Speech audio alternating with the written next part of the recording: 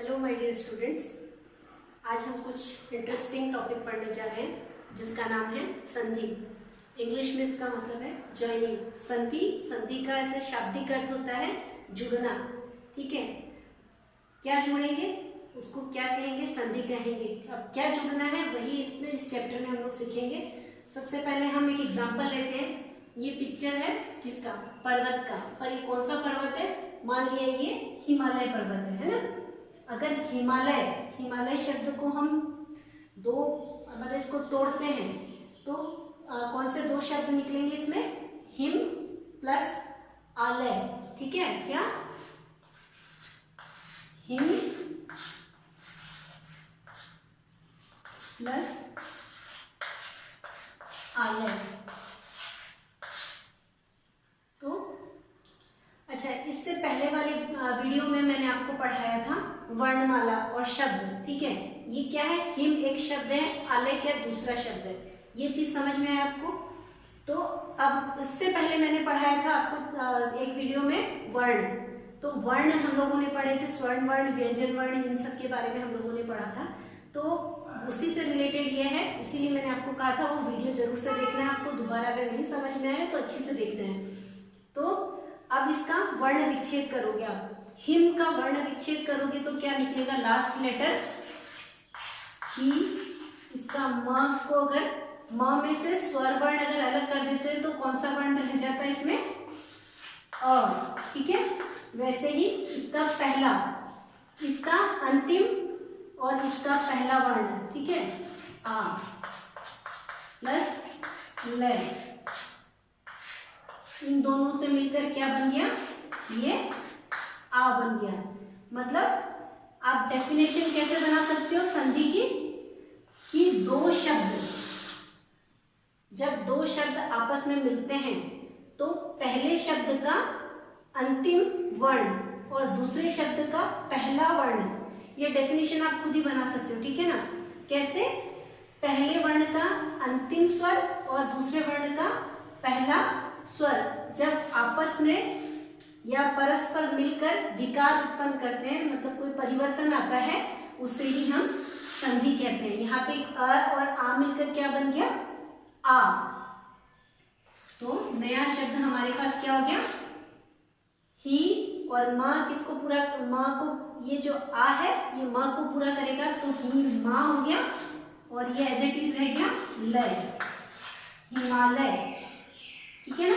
तो ये नया शब्द आपका हिमालय बन गया। तो ये है संधि। क्या समझ में आया आपको? आई थिंक ये पूरा अच्छे से समझ में आ गया होगा कि पहले अक्षर का अंतिम वर्ण और दूसरे अक्षर का पहला वर्ण जब मिलकर कोई विकार उत्पन्न करते हैं उसे ही संधि कहते हैं। ठीक है ना? इसके आगे हम पढ़ते हैं अब संधि के प्रकार। संधि के प्रकार हमारे होते हैं 5 प्रकार के संधि होते हैं। सॉरी, पहले हम लोग पढ़ेंगे संधि के मेन जो 3 प्रकार होते हैं, स्वर संधि, व्यंजन संधि और विसर्ग संधि। कौन सी संधि में? पहले है स्वर। जब स्वर आपस में मिलकर कोई विकार उत्पन्न करेंगे तो वो कौन सी कहलाएगी? स्वर संधि। अब नाम से ही समझ में आ जाएगा, है ना? व्यंजन संधि। व्यंजन में क्या होगा? जब व्यंजन भी होगा साथ में तब वो क्या कहलाएगा? व्यंजन संधि। उसी तरह से थर्ड क्या हो गया? विसर्ग। विसर्ग संधि। विसर्ग संधि में आपका हो गया व्यंजन और विसर्ग भी होना जरूरी है। उसमें जब मिलकर जो परिवर्तन आएगा उसे विसर्ग संधि कहते हैं। ठीक है, यहाँ तक आपका समझ में आया? इसके बाद हम इसका डिटेल में आज इस वीडियो में से स्वर संधि के 5 भेदों के बारे में पढ़ेंगे। उसको मैं अब पढ़ाऊंगी अब आगे आपको। अच्छा, तो अब हम पढ़ेंगे स्वर संधि। स्वर संधि में पहला भेद जो कि दीर्घ संधि है। पहले मैं बता देती हूँ आपको, स्वर संधि के 5 भेद होते हैं। वो कौन कौन से हैं? दीर्घ संधि, गुण संधि, वृद्धि संधि, यण संधि और अयादि संधि। मैं इन सबको याद करने का और समझने का बहुत ही अच्छा ट्रिक बताऊंगी आपको। ठीक है, कंफ्यूज नहीं होगे, आपके लिए एग्जाम में बहुत इजी हो जाएगा समझना। ठीक है, और ये हमेशा आपके लिए काम में आएगा। सबसे पहले तो वर्णमाला, जो मैंने आपको बोला था देखने के लिए, इसका वीडियो अच्छे से समझने के लिए। तो ये हमारी स्वर वर्ण है, क्योंकि हम स्वर संधि पढ़ रहे हैं तो हमें स्वरों का ज्ञान होना पड़ेगा, ठीक है। तो ये हमारे 11 स्वर है और इसमें सबसे पहले बात करेंगे ह्रस्व स्वर। कौन सा है? अ, ई, उ और री, ठीक है। बाकी सब कौन से स्वर है? दीर्घ स्वर, ठीक है, जिनको दुगुना समय लगता है बोलने में और इसको कम समय लगता है। अब हम लोग पढ़ेंगे दीर्घ संधि। दीर्घ संधि में क्या है याद रखने की चीज, जब समान एक ही वर्ग के जब दो इन सबके समान मतलब वर्ग के हैं तो ये जो लेटर्स हैं अ, आ, ई, उ, ये है, पर री का साथ का जोड़ीदार नहीं है, ठीक है, तो इसको भूल जाएंगे। अब ये हम 6 लेटर्स लेते हैं। अब ये जब लेटर आपस में सेम वर्ग के लेटर जब आपस में मिलेंगे और इसमें जो विकार उत्पन्न होगा उससे जो संधि बनेगी वह संधि कहलाएगी दीर्घ संधि। सबसे पहला एग्जांपल लेते हैं विद्यार्थी, ठीक है, विद्या प्लस अर्थी,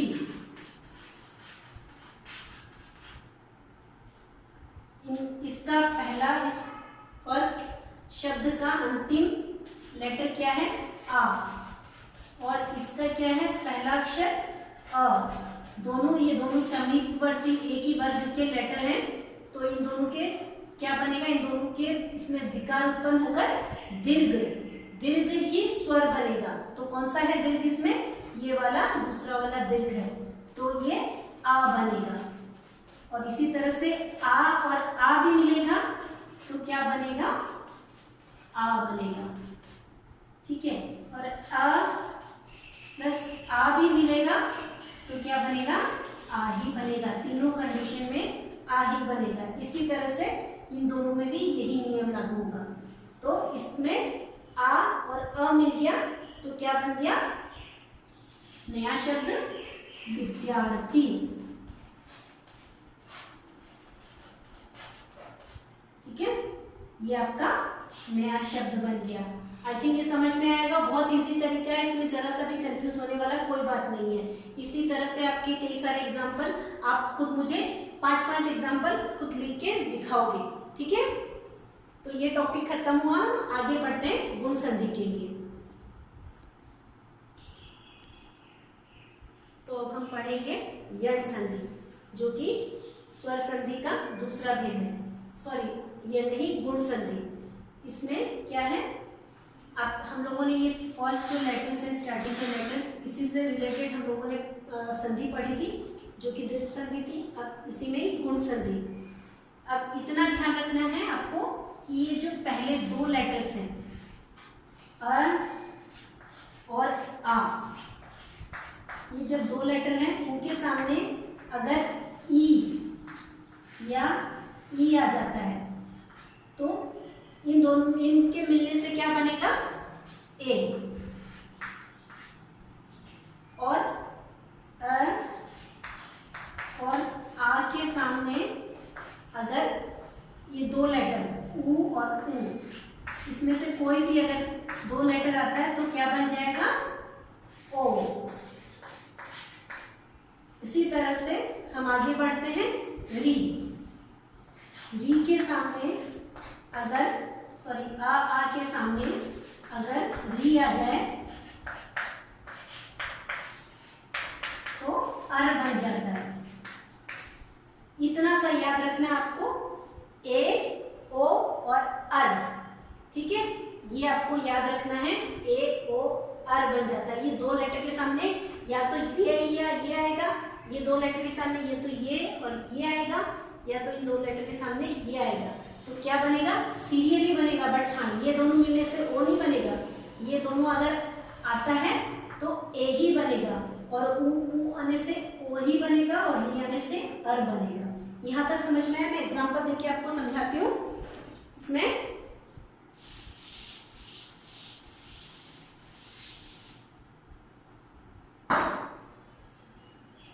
देव प्लस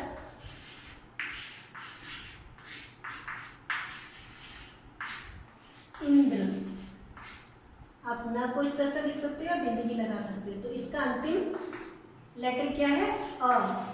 और इसका क्या है? ई। इससे क्या बनेगा? ए। तो क्या हो जाएगा बताएंगे आप? दे, वे, द्र। ठीक है, ये ऐसे कैसे रहा? ये जो विकार आया है इसको पूरा करेगा और ये ऐसा कैसे ही है? दे, वे, द्र। ठीक है, इस तरह से ये बन गया हमारा नया शब्द देवेंद्र। उसके बाद हम अब नेक्स्ट पढ़ेंगे। पहले मैंने बताया आपको वृद्धि दीर्घ संधि, गुण संधि, और अब हम आए हैं वृद्धि संधि के लिए। तो वृद्धि संधि में क्या है? अभी तक आपने कहाँ से, यहाँ से लेटर को यहाँ तक का संधि समझ पढ़ाया मैंने, मतलब इन लेटर का आपस में मिलने से जो परिवर्तन आता है, अभी तक ये पढ़ाया।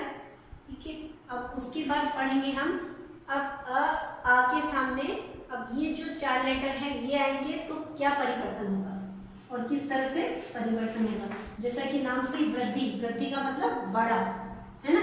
अ या आ के सामने क्या आएगा? के सामने अगर ए या ए आता है तो क्या बनेगा? ए, बड़ा है ना। वृद्धि तो बड़ा ही होगा। और इसी तरह से अ और आ के सामने में ओ या फिर औ आता है तो क्या बनता है? औ। इसका एग्जांपल लेते हैं कैसे? तथा, तथा प्लस एक, तथा प्लस एक, तो इसमें मिलकर क्या बनेगा आपका? तथेव। इसका लास्ट है आ और ये है ए, तो इससे क्या बड़ा ए बन गया। ठीक है, तो आपका बन गया नया शब्द तथेव। तथेव। यहाँ तक समझ में आया आप लोगों को? अब नेक्स्ट एग्जांपल लेते हैं।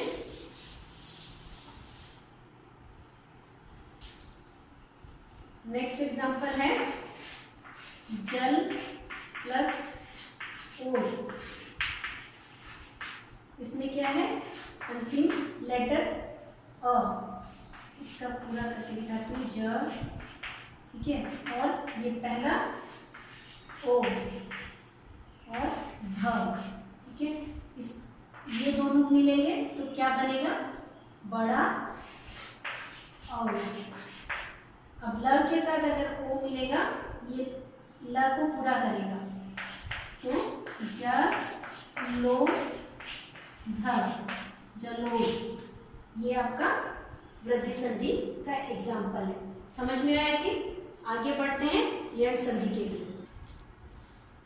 अब हम पढ़ेंगे यण संधि। यण संधि भी बहुत अच्छा है और बहुत इंटरेस्टिंग है। यहाँ तक हम लोगों ने भी पढ़ा कि इसके सामने जो भी लेटर आते हैं तो क्या परिवर्तन आ रहा है, पर अब थोड़ा सा ट्विस्ट आ गया इस कहानी में। क्या ट्विस्ट आया है?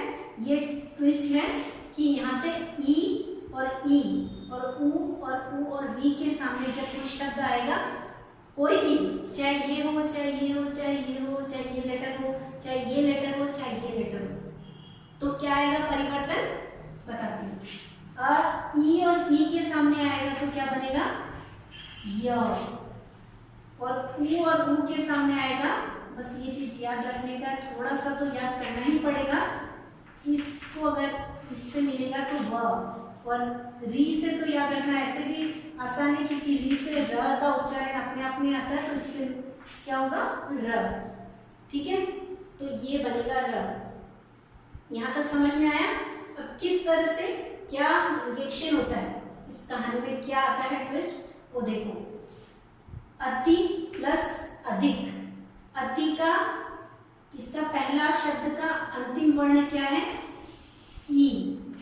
ठीक है, और इसका पहला वर्ण क्या है? अ।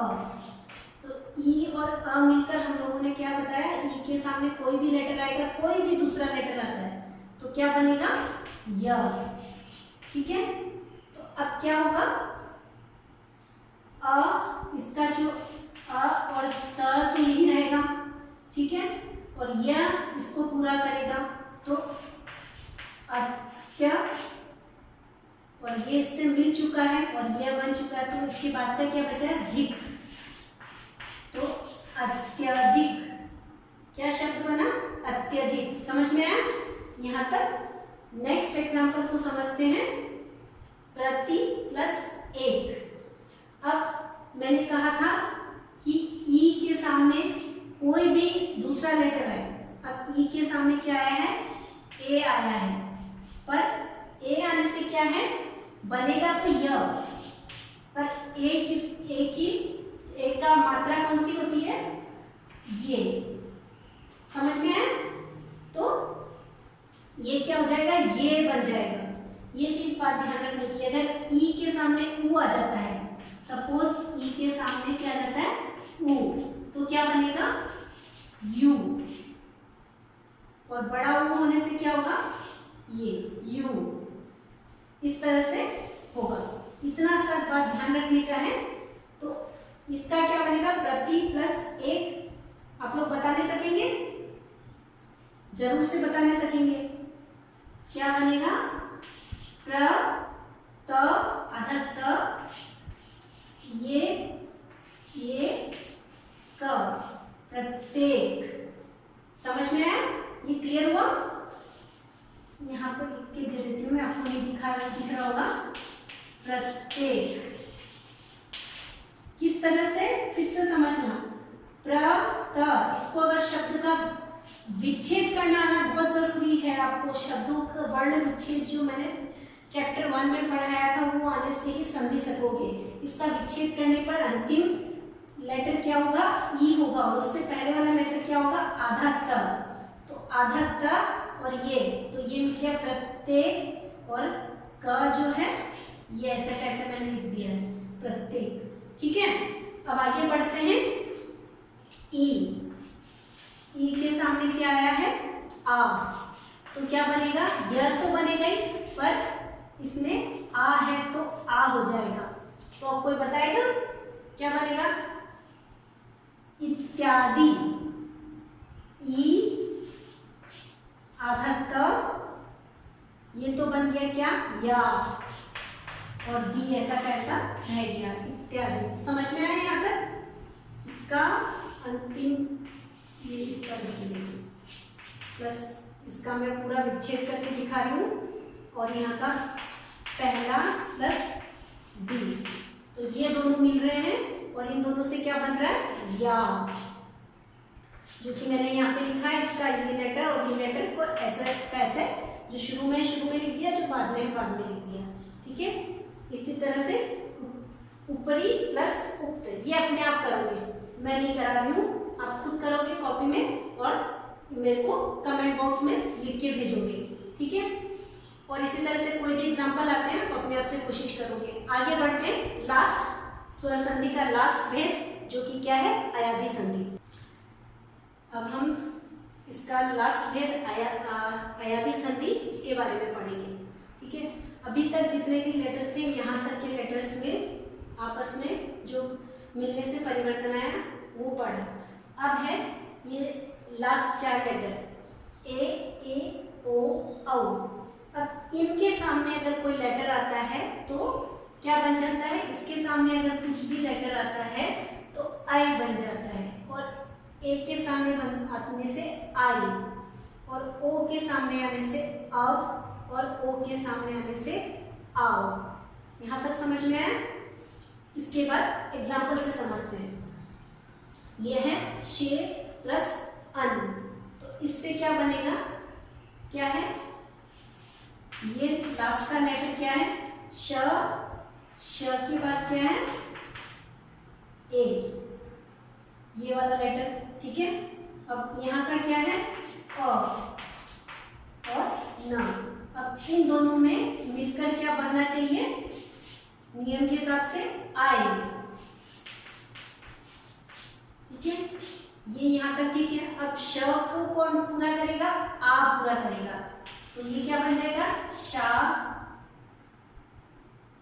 य न, शायन। सॉरी ये बड़ा ए लिख दिया ना, इसीलिए गलत हो गया मेरा ये संधि। आपका देखो ये गलत, ये इतना सा में गलती हो जाता है। ये छोटा ए है तो क्या बनेगा, आई, आई नहीं आई, तो क्या बनेगा श, ये अ को पूरा करेगा तो क्या बनेगा श, फिर क्या है अ य और उसके बाद न, शयन। समझ में आया ये पहला एग्जाम्पल। इसी तरह से अब दूसरा एग्जाम्पल, इसमें है बड़ा ए है ना, तो ये ग, उसके बाद क्या है इसमें ए, और ये इसका लेटर क्या है अ, और लास्ट का क, इन दोनों से मिलकर क्या बना है आई। तो ये क्या बनेगा, ग को कौन पूरा करेगा आ, तो गा, फिर य क, य क, क्या बन गया गायक। ये शब्द जो है ये यौगिक शब्द के भी एग्जाम्पल हैं, क्योंकि ये दो शब्दों से मिलकर बने हैं। आगे बढ़ते हैं, पो प्लस अन। पो में क्या है ओ, इसका अंतिम ओ, और यहाँ पे क्या है अ, इन दोनों से मिलकर क्या बनना चाहिए अब। अब देखो किस तरह से मिलेगा, क्योंकि प यहाँ पे हमारा आधा है, प को कौन पूरा करेगा अ, तो प व न, क्या बन गया आपका नया शब्द पवन। ठीक है, इसी तरह से बड़ा ओ ई क, तो बड़ा ओ और इसके सामने कोई भी लेटर आएगा तो यहाँ पे क्या आया ई आया, तो क्या बनेगा आओ। पर ठीक है आओ बन गया। और यहाँ पे एक ट्विस्ट और है, जो कि पहले वाले में भी बताया मैंने कि अब ई है तो ई की मात्रा हो जाएगी, है ना, तो ना में आ मिल जाएगा, तो ना और व तो है ही, साथ में ई की मात्रा लग जाएगी। किसकी मात्रा, ई की मात्रा, का नाविक। इस तरह से इसमें परिवर्तन आएगा, जो कि इससे पहले वाले यण संधि में मैंने बताया था ना कि जो अ के अलावा जो लेटर्स आएंगे उसके अकॉर्डिंग उसमें मात्रा भी लग जाती है। ठीक है, समझ में आया सबको। तो ये स्वर संधि सबको समझ में आई होगी। दीर्घ संधि, दीर्घ संधि में क्या थे, ह्रस्व स्वर और दीर्घ स्वर मिलकर क्या बना रहे थे, दीर्घ स्वर बना रहे थे। ठीक है, गुण संधि में अ के सामने दूसरे लेटर आने से बन रहे थे हमारे ए ओ और अर बन रहा था। ठीक है, क्या बन रहा था, ए ओ अर बन रहा था। इसी तरह से वृद्धि संधि में क्या हो रहे थे, बड़े लेटर्स बन रहे थे। कौन से, आ के सामने ए ओ आने से क्या और री आने से बड़े लेटर बन रहे थे ए और आओ। ठीक है, ये यहाँ पे हुआ वृद्धि संधि। वृद्धि संधि के सामने क्या हो गया, ए और आ के सामने ये दो लेटर आने से और ये दो लेटर आने से कौन सा लेटर बनेगा, ये और ये हो गया वृद्धि संधि। यण संधि भी हम लोगों ने अभी जस्ट पढ़ाई है और अयादि संधि तो ये पढ़ाई है। तो ये चैप्टर यहाँ पे क्लियर है। कोई भी कंफ्यूजन है आप मुझसे दोबारा से पूछेंगे। नेक्स्ट वीडियो में हम लोग पढ़ेंगे व्यंजन संधि के बारे में। अभी यहाँ तक आपको सबको पढ़ना है और सभी जितने भी इसके भेद हैं स्वर संधि के, आपको सबके जितने ज़्यादा एग्जाम्पल आप लिख सकते हो बुक से लिख के खुद से प्रैक्टिस करना है, तभी आपको याद रहेगा किस तरह से आपस में मिले हैं शब्द और किस तरह से ये में क्या विकार आया है। तो आई थिंक ये चैप्टर क्लियर है। Okay, bye bye, take care.